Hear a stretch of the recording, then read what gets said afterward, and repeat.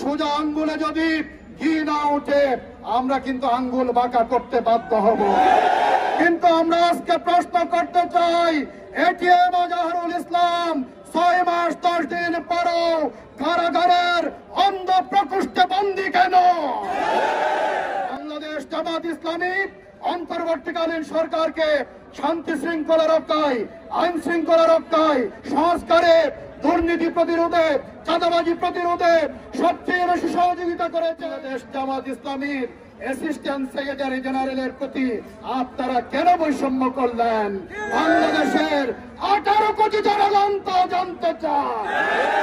আমরা আজকের এই কেন্দ্র ঘোষিত বিক্ষোভ মিছিল উত্তর সমাবেশে যে সকল গোয়েন্দা সংস্থা এবং বিভিন্ন এজেন্সির লোকজন আছেন, আপনাদের মাধ্যমে আমরা অন্তর্বর্তীকালীন সরকারকে স্পষ্ট বার্তা দিতে চাই। আমরা আশা করি আজকের সারা বাংলাদেশে উত্তাল তরঙ্গের দিয়ায় যেই জেলা শহরগুলো থেকে বিক্ষোভ মিছিল হয়েছে, সমাবেশ হয়েছে, এর মাধ্যমে আপনাদের শুভবুদ্ধির উদয় হবে। অন্যথায় সোজা আঙ্গুলে যদি ঘি না উঠে আমরা কিন্তু আঙ্গুল বাঁকা করতে বাধ্য হব।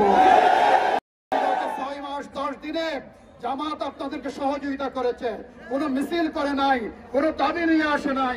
আজকে প্রথমবারের মতো এসেছি, আমরা আশা করবো এইটাই যেন শেষবার হয়।